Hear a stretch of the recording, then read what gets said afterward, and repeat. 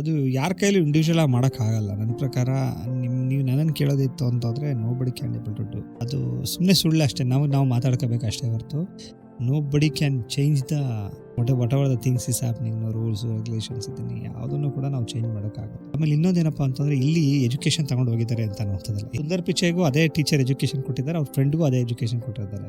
CEO ಆದರು ಅಂತಂದ್ರೆ ಅವ್ರ ಕ್ಲಾಸ್ಮೇಟ್ ಎಲ್ಲರೂ CEO ಆದರು ಅಂತ ಅನ್ನೋದಲ್ಲ. ಅವ್ರ ಜೊತೆ ಎಷ್ಟು ಜನ ರ್ಯಾಂಕ್ ತೆಗಿತಿದ್ರು ಅವ್ರು ಯಾರೂ ಆಗಿರಲ್ಲ. ನಾನು ಅದನ್ನೇ ಹೇಳ್ತಿರೋದು, ಅಡ್ವೈಸ್ ಅನ್ನೋದು ಇರೋದು ಅಂಥದ್ದು ಗ್ರಹಿಕೆಯಲ್ಲಿ ಹೊರತು ಹೇಳೋದ್ರಲ್ಲ. World's best strategist. King of deal closure. Highest paid consultant. Smart entrepreneur. International speaker.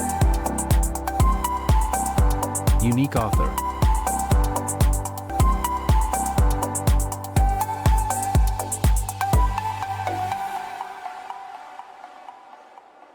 ಹಾಗೆ ನಮ್ಮ ನೆಕ್ಸ್ಟ್ ಕ್ವಶನ್ಗೆ ಹೋಗೋಣ. ಟ್ಯಾಲೆಂಟಿಂದ ತುಂಬಿರೋ ದೇಶ ಆದರೆ ಎಲ್ಲ ಟ್ಯಾಲೆಂಟಿಂದ ಎಕ್ಸ್ಪೋರ್ಟ್ ಆಗಿ ಬೇರೆ ದೇಶಕ್ಕೆ CEO ಆಗ್ತಾ ಇದ್ದಾರೆ, NRI ಆಗ್ತಾ ಇದ್ದಾರೆ. ಇದಕ್ಕೆ ನಿಮ್ಮ ಪರ್ಸ್ಪೆಕ್ಟಿವ್ ಏನು ಸರ್? ಸೊ ಯಾಕೆ ಅಲ್ಲಿಗೆ ಹೋಗ್ತಾ ಇದ್ದಾರೆ? ಈಗ ಅಲ್ಲಿಂದನೇ ಬರೋಣ. Why they are migrating with different countries? Because they are getting very good card, ಅದು very good salary, very good house, very good hospitality, ಇದೆಲ್ಲ ಸಿಗ್ತಿರೋದ್ರಿಂದ ಹೋಗ್ತಾ ಇದೆ. ಅದೇ ಇಲ್ಲಿ ಸಿಕ್ತು ಅಂದರೆ why should they go? So ಇಲ್ಲಿ ಸಿಕ್ಕುವ ಹಾಗೆ ಮಾಡಬೇಕಾಗಿರೋದು ಯಾರು? ನಮ್ಮ ಗೌರ್ಮೆಂಟು.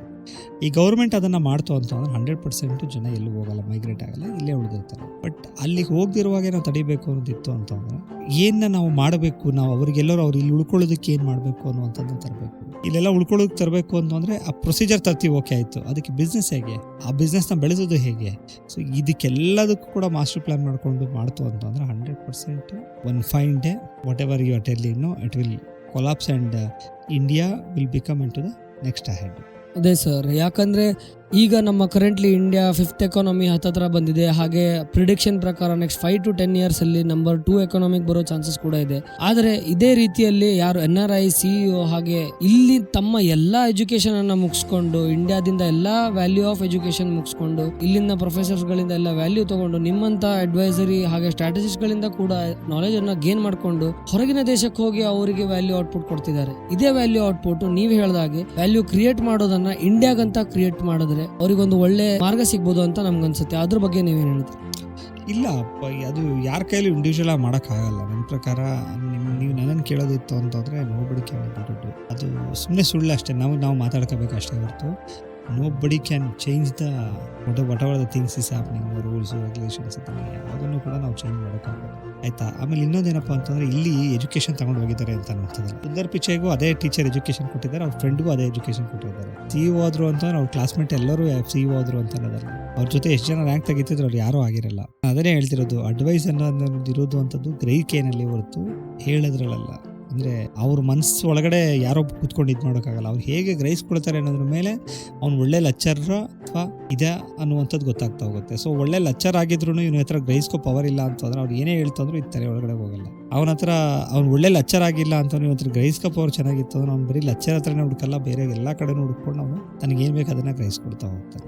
ಅದೇ ಸರ್, ಅಂದ್ರೆ ನಾವು ಹೇಳೋದೇನೆಂದ್ರೆ ಅವರು ನೀವು ಹೇಳಿದ ಹಾಗೆ ವ್ಯಾಲ್ಯೂ ಕ್ರಿಯೇಟ್, ತಮ್ಮ ದೇಶಕ್ಕಾಗಿ ವ್ಯಾಲ್ಯೂ ಕ್ರಿಯೇಟ್ ಮಾಡ್ಬೇಕಂತ ಅವರ ಮನಸ್ಸಲ್ಲಿ ನಿಮಗೆ ಒಂದು ಲೈನ್ ಹೇಳ್ಬೇಕನ್ಸಲು ಹೇಳ್ಬೋದು. ಅಥವಾ ನಿಮ್ಮ ಪ್ರಕಾರ ಅವ್ರು ಇಂಡಿವಿಜುವಲಿ ಹೋಗ್ಬೇಕಂತ ಅವರು ಅದನ್ನ ಗ್ರಹಿಸಿ ಬಿಟ್ಟಿದ್ದಾರೆ, ಅವ್ರು ಹೋಗಬಹುದು ಅಂತ ನಿಮ್ಮ ಪ್ರಕಾರ ಏನ್ ಅನ್ಸುತ್ತೆ? ಕೊನೆ ಲೈನ್, ಯಾರೋ ನಿಮ್ಮ ಗೊತ್ತಿರೋರು ಕೂಡ ಯಾರಾದ್ರೂ ಬೇರೆ ದೇಶಕ್ಕೆ ಹೋಗಿ ಇಂಪ್ರೂವ್ ಆಗ್ಬೇಕಂತ ಯೋಚಿಸಿದವರಿಗೆ ಒಂದ್ ಲೈನ್ ಏನು ಹೇಳೋದು ಇಷ್ಟಪಡ್ತೀರಾ? ಇಲ್ಲ, ಅವರು ನನ್ನ ಪ್ರಕಾರ ನಾವು ರೆಡಿ ಮಾಡೋ ತನಕ ಅವ್ರು ಹೋಗ್ಲಿ ಅಂತಾನೆ ನಾನು ಹೇಳ್ತೀನಿ. Let it enjoy their life, okay? Because ನಾವು ಇಲ್ಲಿ ಪ್ಲಾಟ್ಫಾರ್ಮ್ನ ಕ್ರಿಯೇಟ್ ಮಾಡಿಕೊಡದೆ, ನಾವು ಇವ್ರಿಗೆ ಅಲ್ಲೇನು ಸಿಕ್ಕುತ್ತೆ ಆ ಬೆನಿಫಿಟ್ಸ್ನೆಲ್ಲ ಕೊಡದೇನೆ ಅವ್ರನ್ನ ಇಲ್ಲಿ ಉಳ್ಕೊಳ್ಳಿ ಅನ್ನುವಂಥದ್ದು ಸ್ವಾರ್ಥ ಆಗುತ್ತೆ. ಸೊ ನನ್ನ ಅನಿಸಿಕೆ ಪ್ರಕಾರ ಅವರಲ್ಲಿ ಹೋಗೋದು ಬೆಸ್ಟು, ಅಲ್ಲಿರೋದು ಬೆಸ್ಟು, ಅವರಲ್ಲಿ ದುಡಿತಿರೋದು ಬೆಸ್ಟು. ಈಗ ಇದು ಕಾಂಟ್ರವರ್ಸಿ ಆಗ್ತದೆ, ಹಾಗಾದರೆ ನಮ್ಮ ದೇಶಕ್ಕೆ ಬೇಡವಾ? ಬೇಕು ಅಂತವ್ರು ಬರೀ ಎಂಪ್ಲಾಯ್ ಬೇಕು ಅಂತ ಇಟ್ಕೋಬೇಡಿ. ನೀವು ರೆಡಿ ಮಾಡಬೇಕಾಗಿರೋದು ಏನಂದರೆ ಎಂಪ್ಲಾಯಿಗೆ ಏನೇನು ಬೇಕೋ ಅದನ್ನೆಲ್ಲ ರೆಡಿ ಮಾಡಿಕೊಡ್ಬೇಕು. ಅದನ್ನು ನೀವು ಮಾಡ್ತಾ ಅಂತಂದರೆ 100% ಅವರು ಎಲ್ಲೂ ಹೋಗಲ್ಲ. ನೀವೇನು ಹೋಗಿ ಅಂತ ಇಟ್ಕೊಳ್ಳೋ ಅವಶ್ಯಕತೆಯೂ ಇಲ್ಲ, ಅವರೇ ಹೋಗ್ಬಿಡ್ತಾರೆ ಅಷ್ಟೇ. I will choose zero money. Why am telling this means I want to explore from the scratch. ಅದಕ್ಕೋಸ್ಕರ ನಾನು ಅದನ್ನು ಝೀರೋ ಮನಿನೇ ಎಕ್ಸ್ಪೆಕ್ಟ್ ಮಾಡ್ತೀನಿ. ನಿನಗೆ ದುಡ್ಡು ಬೇಡ, ನನಗೆ ಈಗಿರೋ ಎಕ್ಸ್ಪೀರಿಯನ್ಸ್ ಆಗುತ್ತೆ. ಆ 20 yearsಲ್ಲಿ ಏನು ಈ ಎಕ್ಸ್ಪೀರಿಯನ್ಸ್ನ ನಾನು ಯೂಸ್ ಮಾಡಿಕೊಂಡು ಒಂದು ದೊಡ್ಡ ಎಂಪೈರ್ನ ಕಟ್ತೀನಿ. ನಾಟ್ 50 lakh 50 lakh crores ನಾನು ಮಾಡ್ತೀನಿ.